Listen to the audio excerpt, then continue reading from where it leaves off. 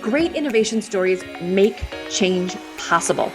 Each week on the Innovation Storytellers podcast, I invite innovation leaders to share how they overcame the obstacles to introduce breakthrough ideas to the world through the power of story.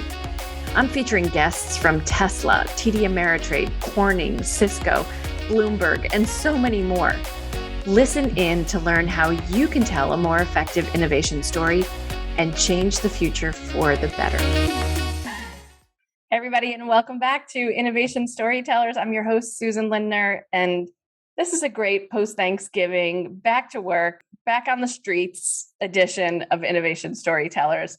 I'm here with the one and only Peter Temes, who, for those of you who don't know, some of us refer to him as the Godfather of innovation, who talks about innovation in a way that the rest of us can understand. And he does it by taking this outside view of helping the biggest companies really in the world take a look at their innovation processes and ways of developing processes, development strategies, business strategies that look out 5, 10, 15 years ahead to do just that. And I've asked Peter to join me today because not only is he a great innovator in his own right, but he is one of the best storytellers on this topic that I have ever met. So I always want to welcome a storyteller to the program. So Peter, thank you so much for joining me today. Well, thank you. It's great to be here, and it's a privilege to be talking with you.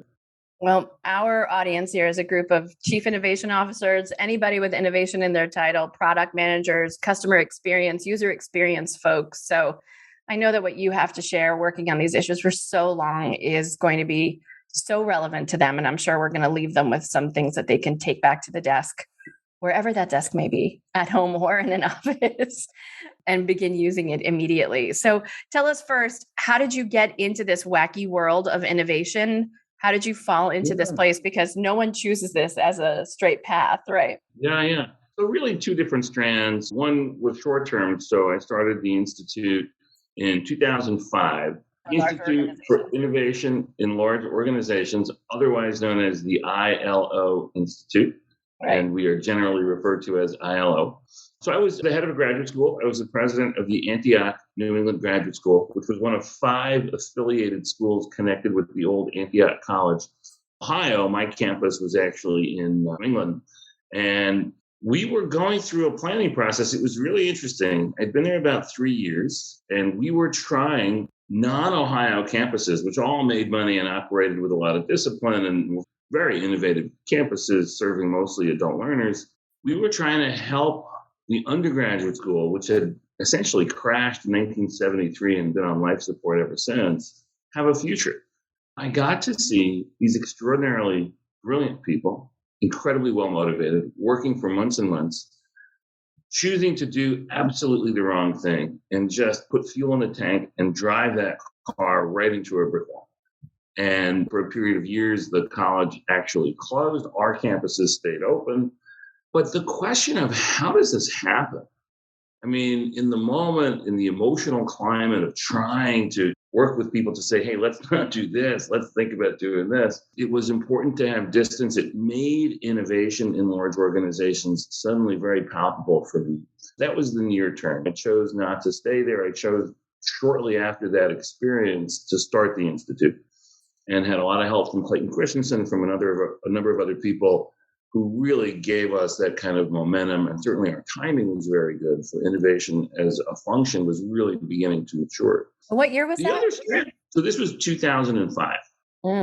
The other strand was that as an academic, I had done a lot of research around the American Civil Rights Movement. And I was compellingly interested in how someone like Martin Luther King helped to be a center point in making change in all these institutions around American public life and American politics and corporations and businesses and restaurants and bus companies, and to really try to grasp what some of the hidden dynamics were. You know, why him? Why then?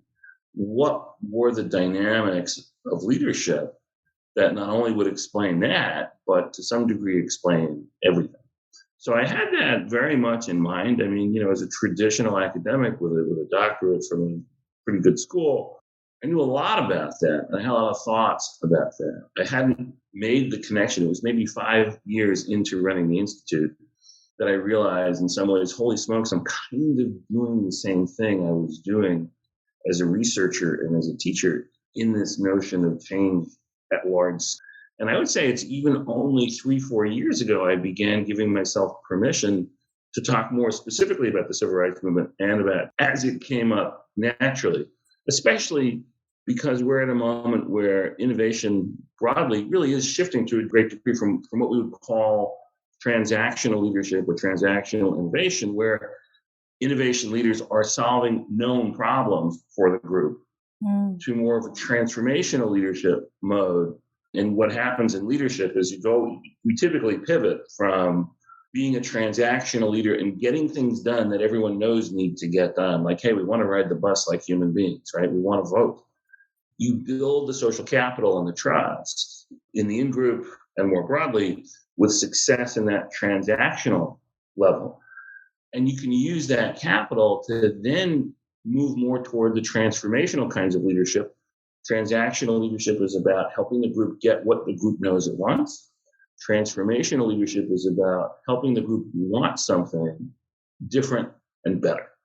So those strands have crossed, and that's been more and more interesting, especially in a moment when more corporations and large companies, large not-for-profits, are much more concerned today about social justice issues than they were 5 years ago, 10 years ago. So that's become a little bit more relevant again for me. For sure. So, wow, making that connection between Martin Luther King Jr. and understanding how this transition from transactional innovation to transformational innovation. I mean, you think of that at the corporate level, like we're always trying to feed customer need, customer desire.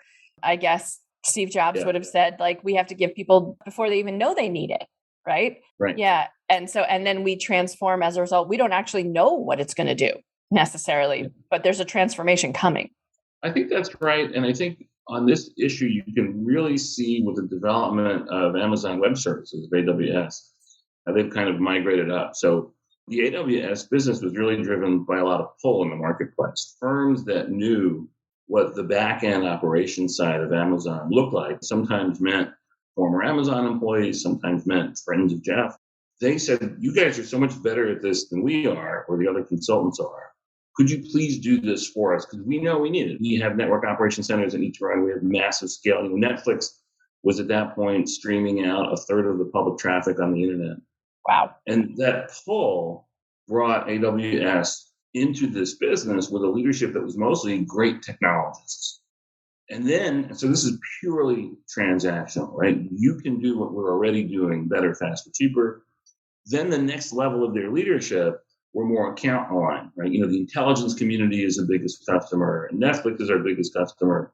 People who understand those accounts and where those accounts are heading, those are people who become kind of an interim operational leadership group. Today, they're going through a really big verticalization where, if you look at the AWS healthcare vertical, the person who's running it and someone who we know was a very, very senior healthcare person. I mean, she was a board member. She's not going in because she's the world's greatest technologist in healthcare. She has those people working for her. She's going in because she sits as a peer with the CEOs of all the healthcare systems and all the healthcare uses, and they can dream together. They now have this digital innovation group that's very specifically doing this across industries, where they're saying, we're not trying to sell you something. We're trying to sit at the table with you, talk to you about how we do innovation inside Amazon, but more importantly, talk about what you would be delivering to the world that you're not. And more often than not, the answer is from the technology side, well, what these things you wish to do that you think you can't because the organization isn't ready or the technology isn't ready, we as your partner in seeing the world in the future can help you get there much sooner. Let's start working on that now because it's plausible, it's practical, and we want to be your partner to go to these places.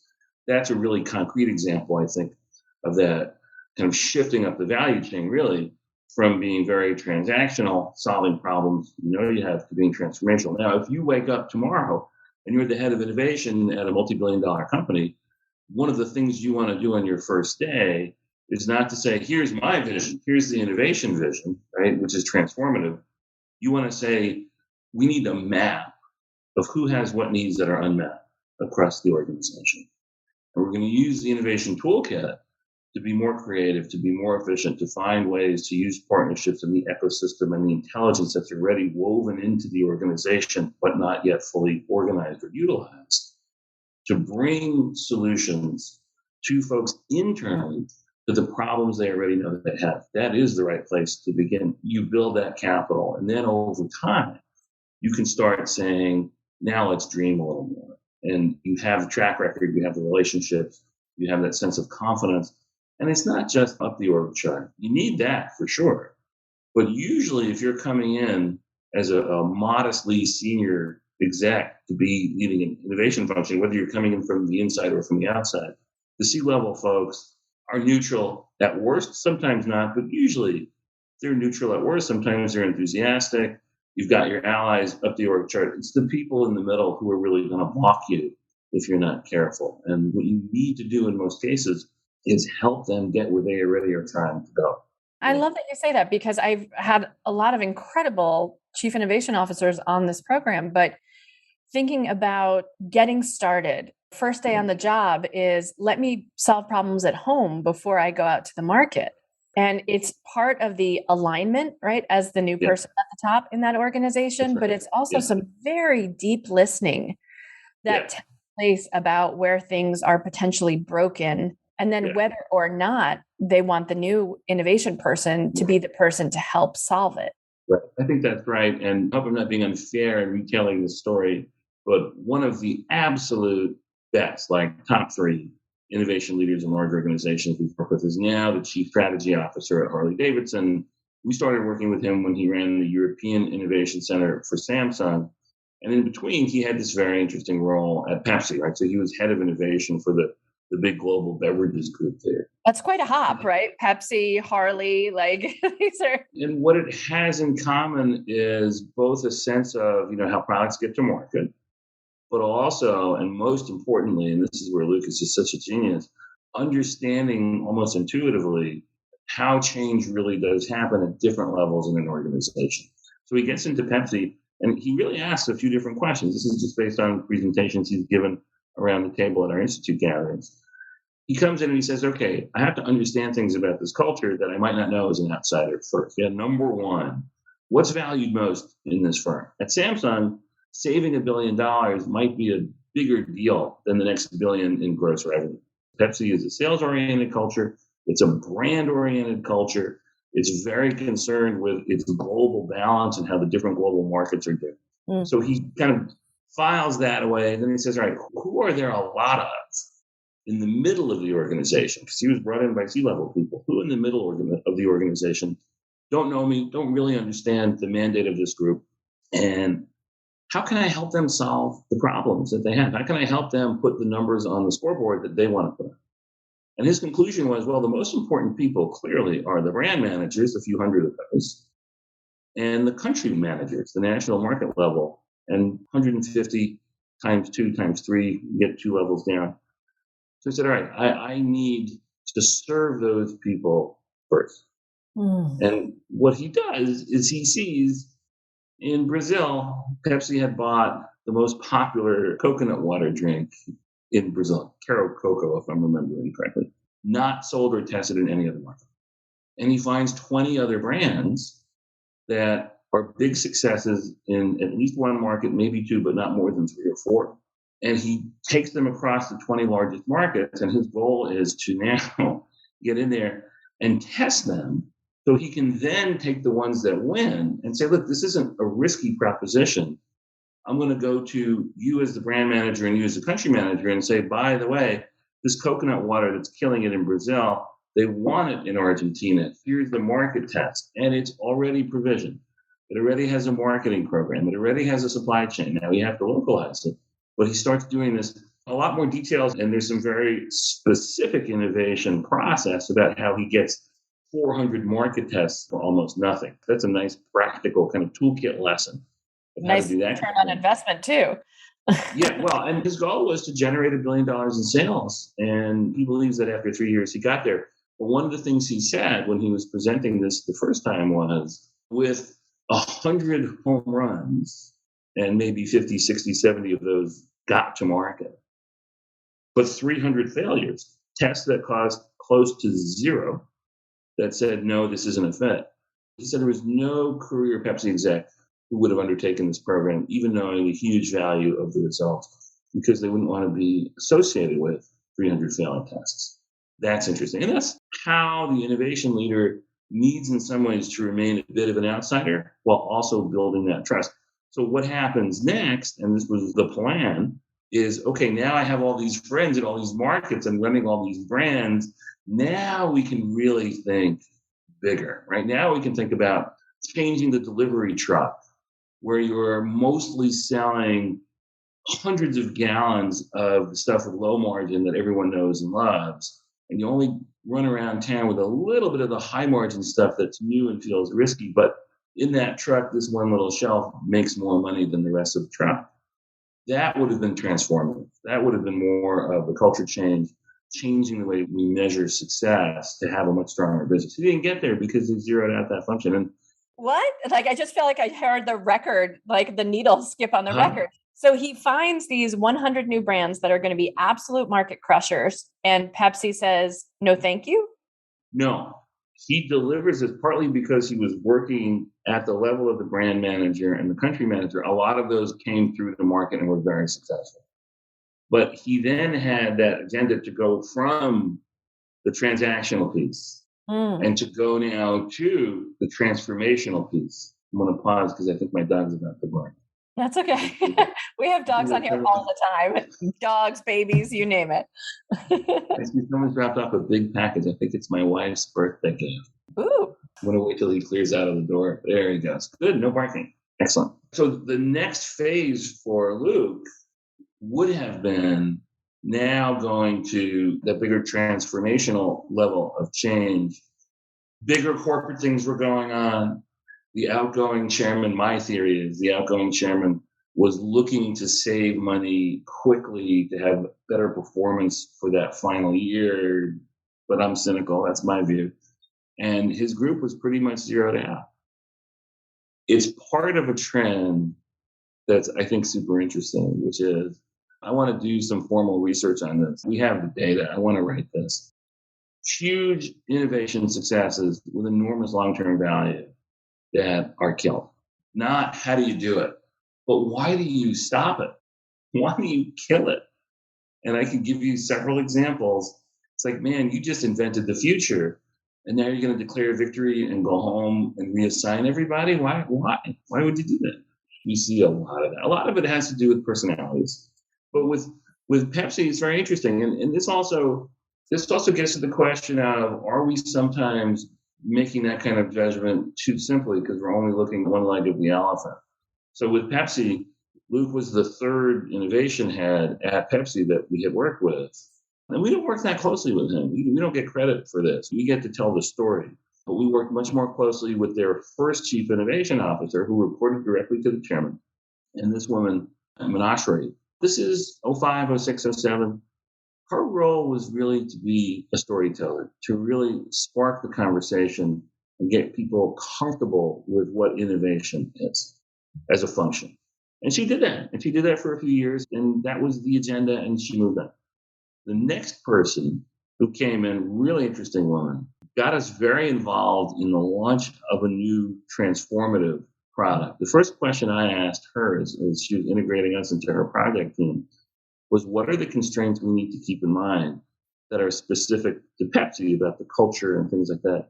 And she said, oh no, one of the reasons we're doing this way is to have no attention paid to the constraints of the ordinary Pepsi launch. So what do you think about that, Peter? And just in starting an engagement, I mean, like, you run ILO and you hear this and you want to be successful. You want the client to be successful. How often does this kind of like fresh canvas starting from zero really work in the long term? Is that a great way to start with in throwing the constraints to the wind, or what do you think?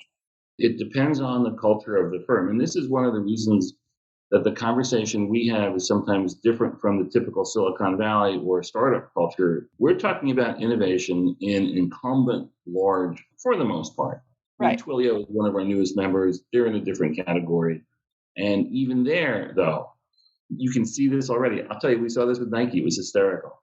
So I went on site with Nike, one of our early members, and most of the people at Nike, most of their upper middle and senior management were guys turning 60, and it was mostly guys, and they all had that kind of lean, wolfish marathoner face. They were hyper intense. So like you and me.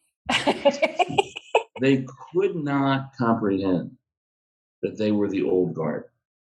They could not make sense of the 28-year-old rising management stars who saw the world differently, because they were the incumbents. And it's funny, Microsoft is always interesting to watch because they're a little ahead of the curve in terms of getting old and stiff.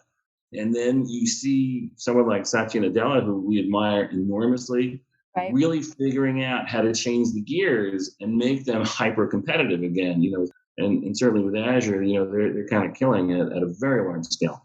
Right. Especially hard for a fast-growing firm that goes from 0 to 100 million to $1 billion, not in invested capital, but in actual sales, and makes net revenue. It's hard for those fast-growing firms to really understand what it is to be the old incumbent and what those limitations are. But they need a different innovation toolkit at certain points. They're either going to have to do the kind of classic Clay Christensen thing and say, we're going to hive off the really creative people over here and not poison them with HQ culture, which is marginally useful, but really the agenda is no longer how do I start the next lifeboat? The agenda is how do I change at the core?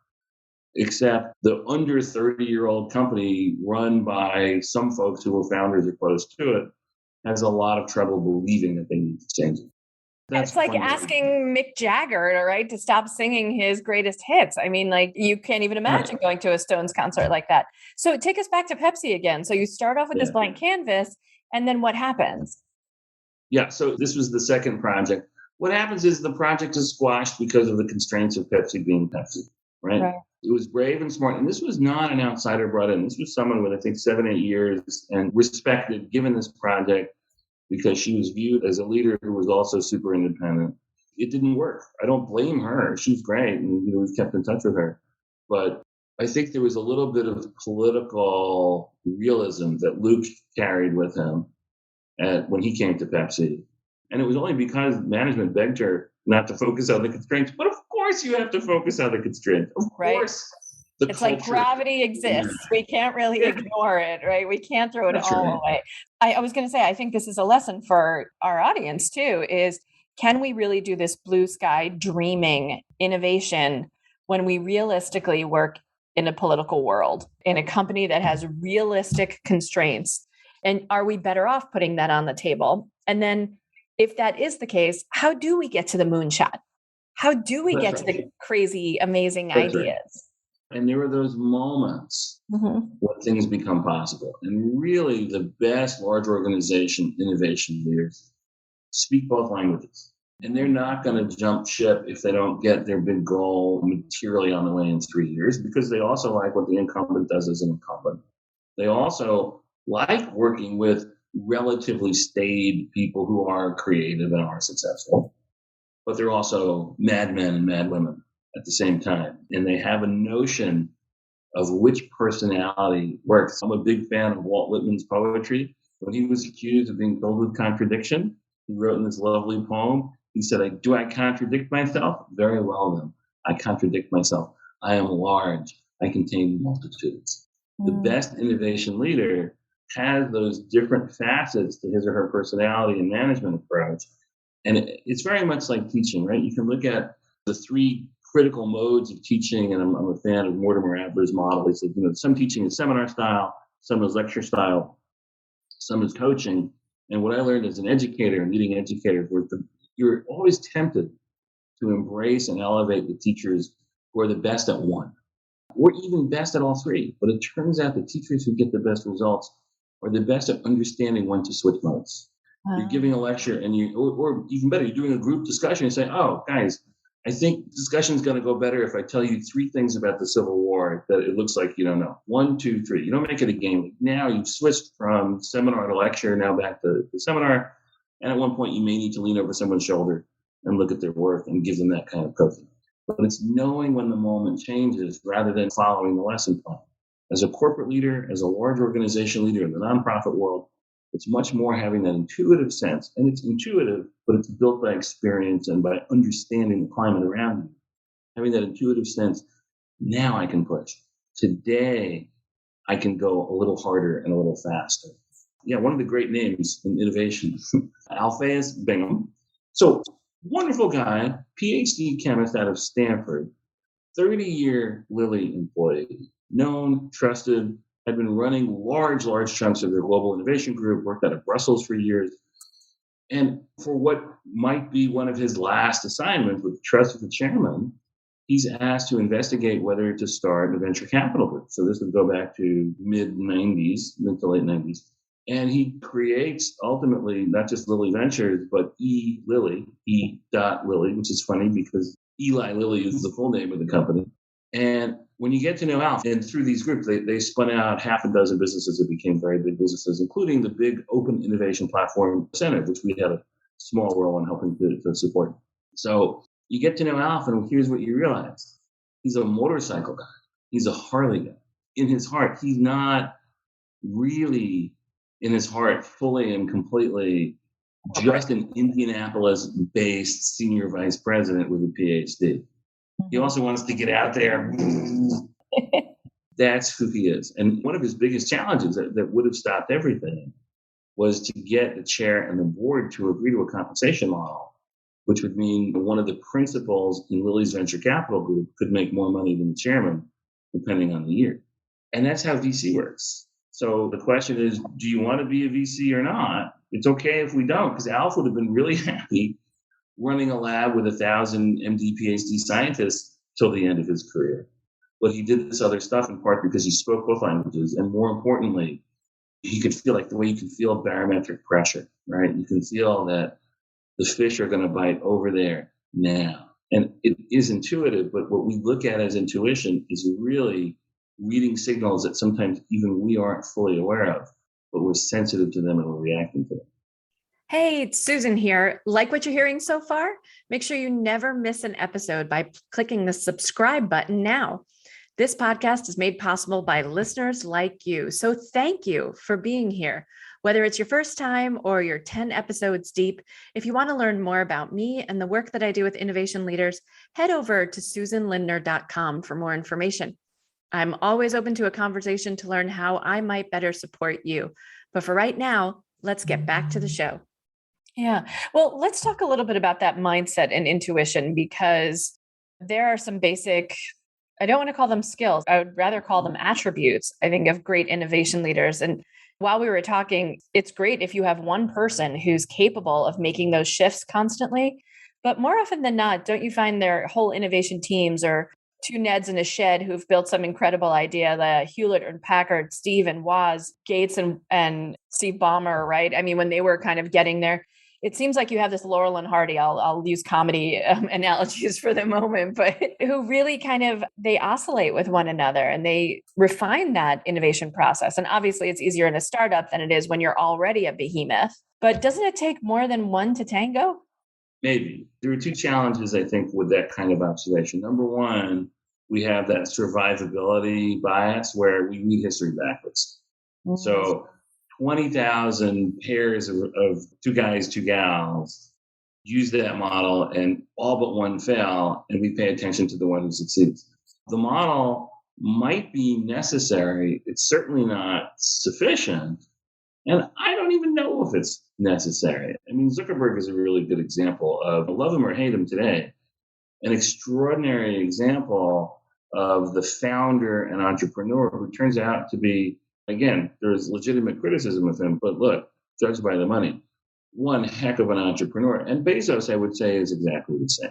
But in both cases, and this goes back to some of those lessons from King, these are not solitary geniuses, right? These are people whose management styles and whose vision of the world you can trace back to their education, you can trace back to other work experiences they have, to the neighborhoods they grew up in, to what the families were like, right? If you look at Bezos especially, I think the story we almost never tell is where Bezos was before he started Amazon. And where he was is he was like, I don't know, 32, 33 years old. He was already a millionaire several times over because he was a genius at technical arbitrage. He worked for David Shaw. There's this shop that's a technical arbitrage shop called DE Shaw. And I was arriving as a graduate student at Columbia just as David Shaw didn't get tenure. It's like, well, damn it. As a computer science professor, he's like, well, I guess I have to go make some money. And boy, did he do that well. Yeah. I read an article in 95. He started DE Shaw in 85. I read an article in 95 in a very small circulation, kind of fancy magazine, in which he said, we're lucky we started building our algorithms in 85, 10 years ago, because we spent about $100 million on them. Today we'd have to spend $1 billion. I'm like, how do you spend $100 million on algorithms, on math? I mean, that blew my mind. And I was reading the article already a century ago in technology time in 95. God knows what it would cost today. Bezos came out of that environment in which the technical analytical discipline was almost everything. And he was really good at it. But it doesn't make you boring. In some ways, it makes you brave. You're really good at looking at the world and saying, I don't have a predisposition I want to support. I just want to make money. Where are the pieces not perfectly aligned, right? So he takes that mindset. And by the way, takes some get started capital from DE Shaw, which has made a huge amount of money for their Amazon investments.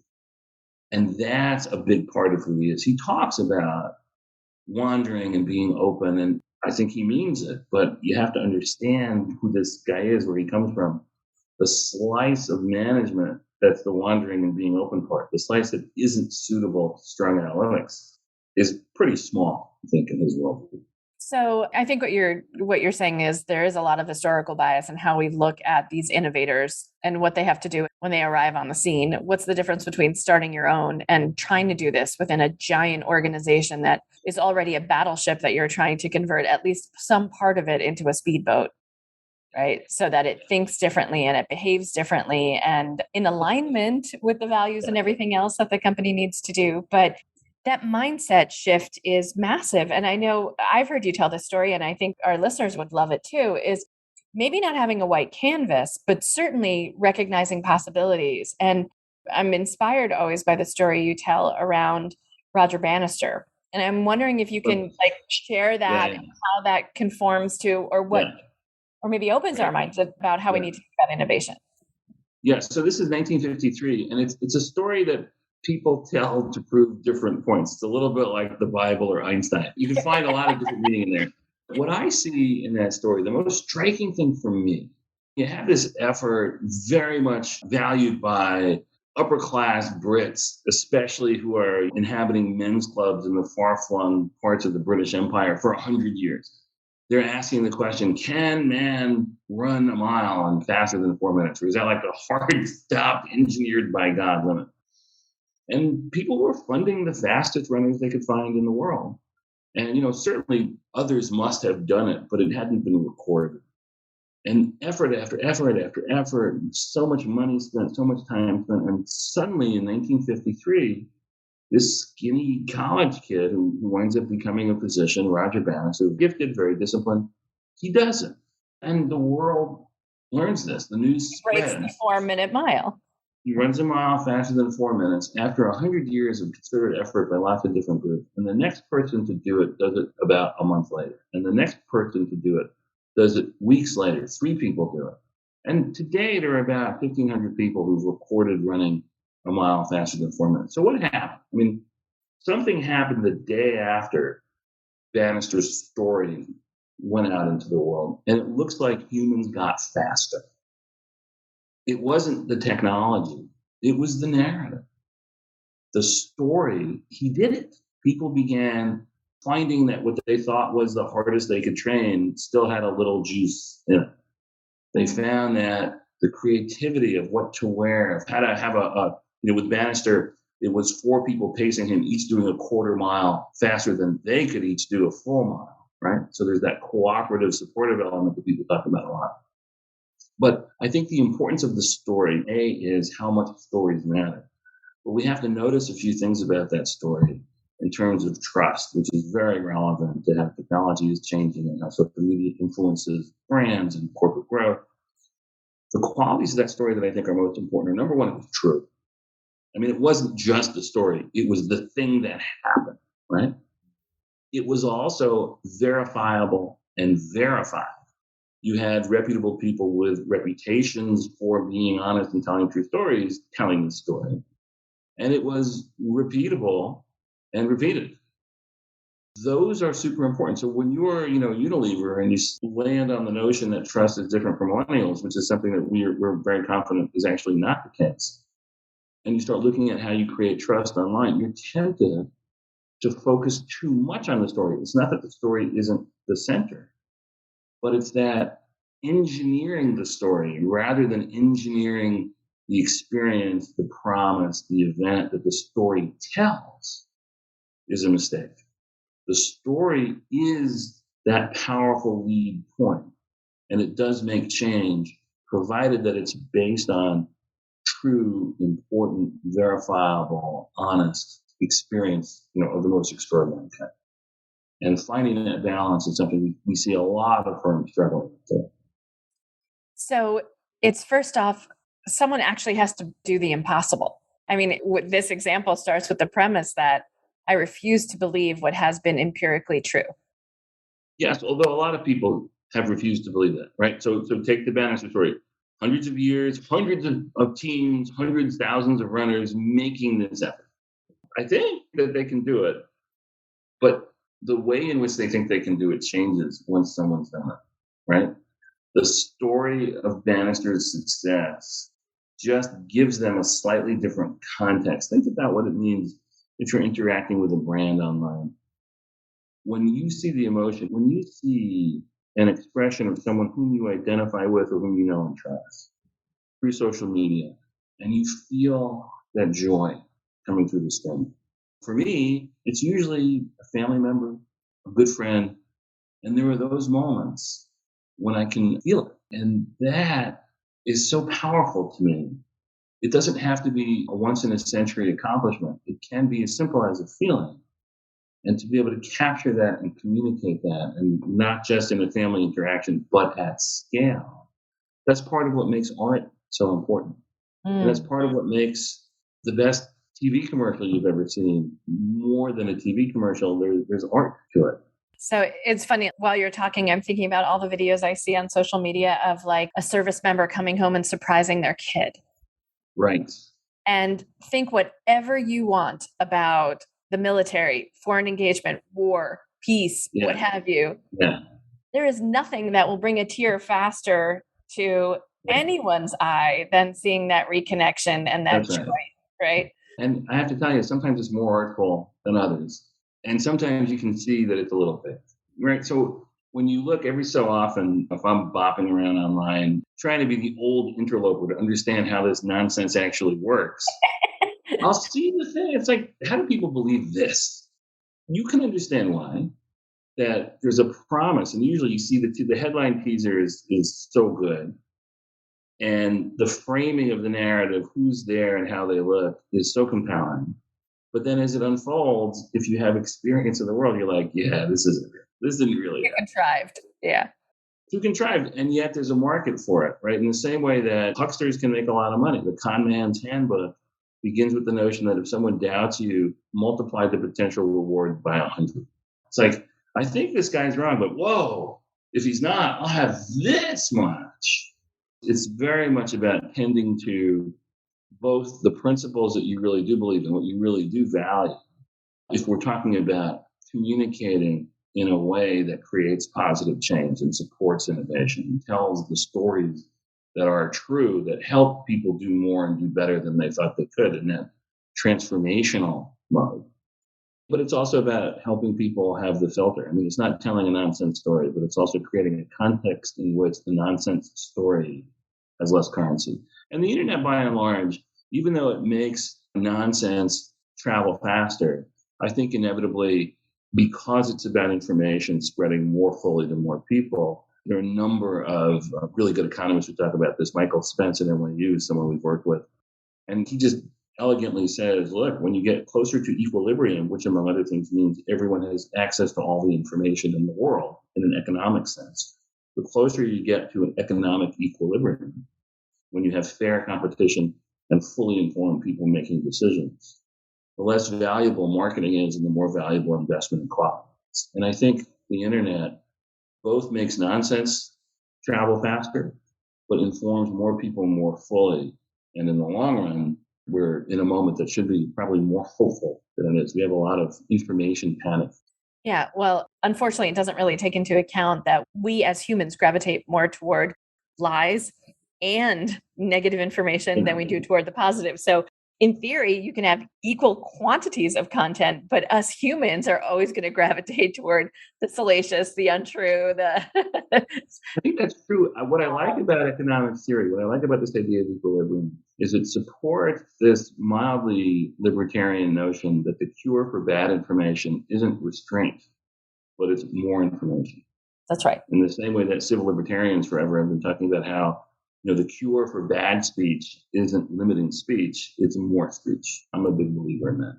Yeah. So speaking of which, as we get to the end of our time together, I'm curious, Peter, you've worked on so many different kinds of innovation projects and processes and strategies for businesses.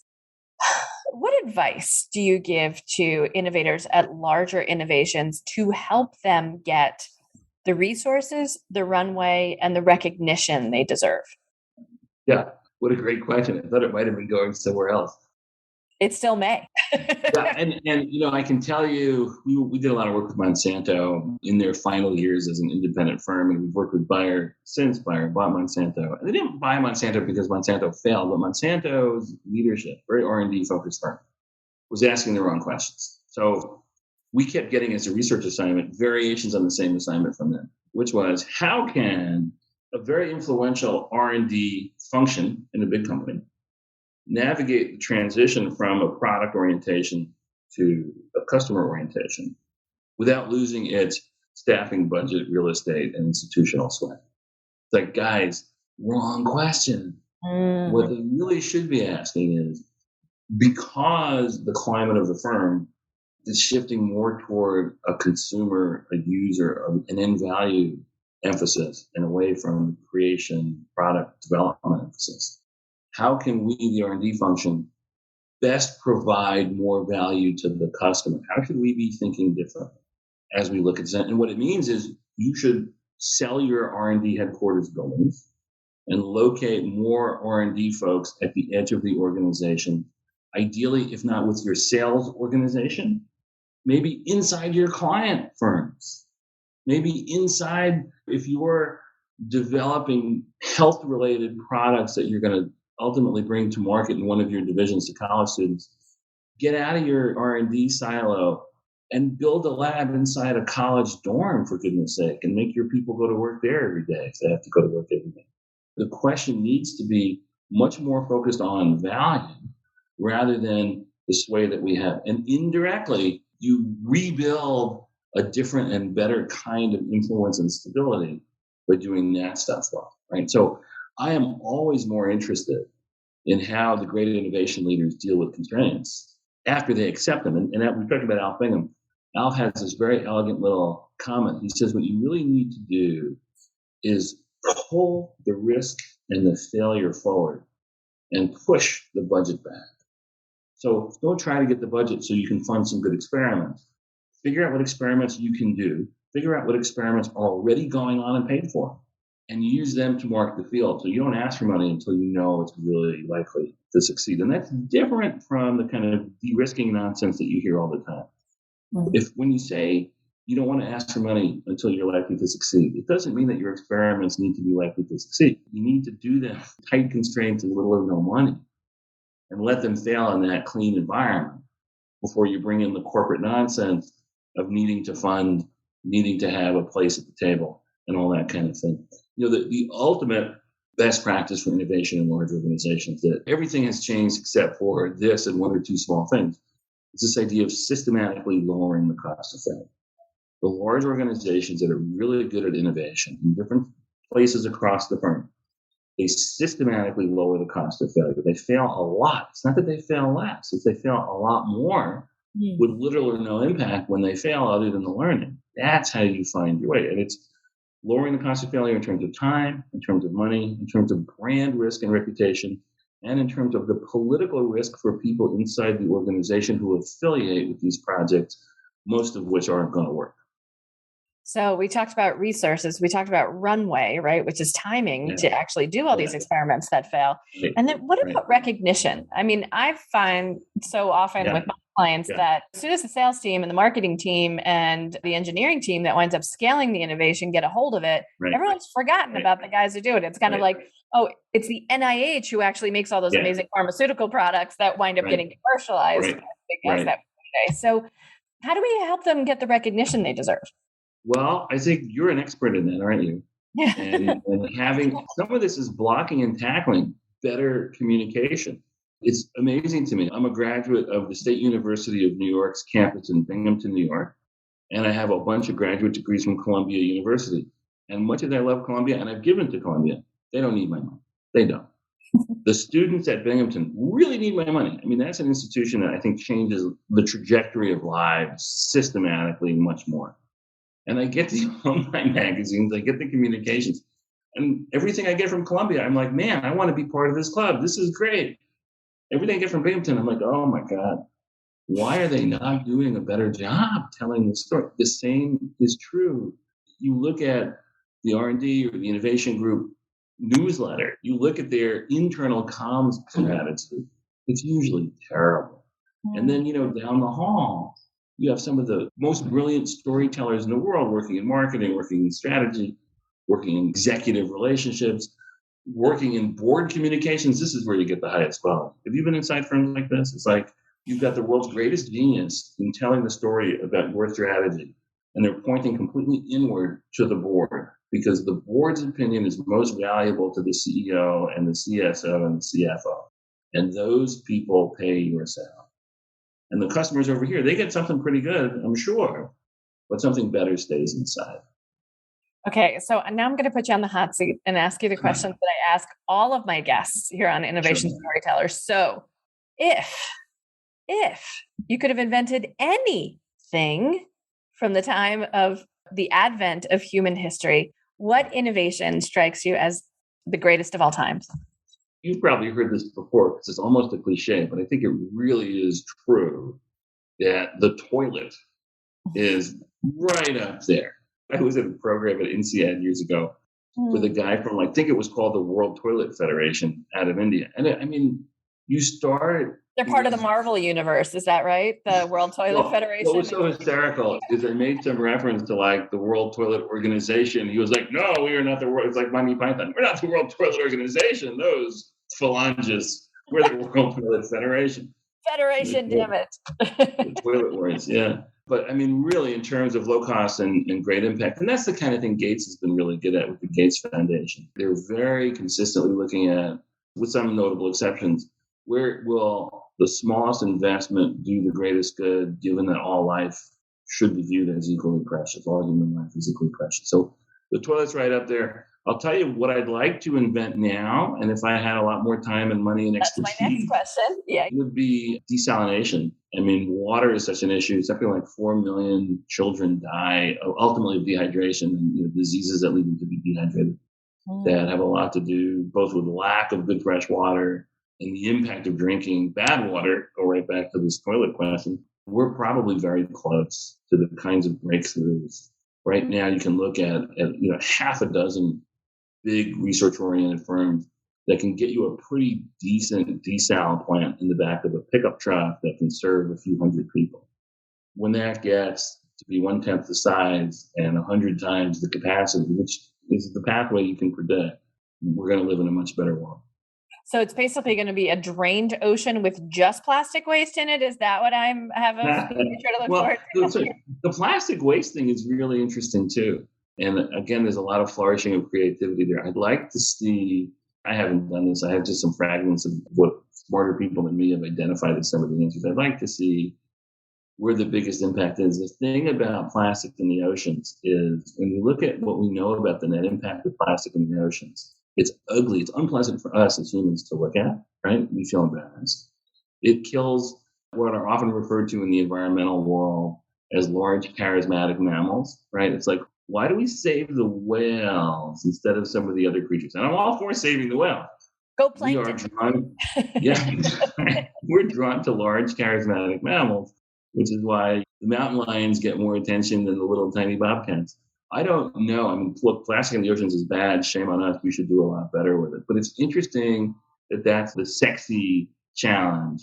Usually that means there's something similar to it that nobody's paying attention to that probably should get a lot more attention. And I don't know what that answer is.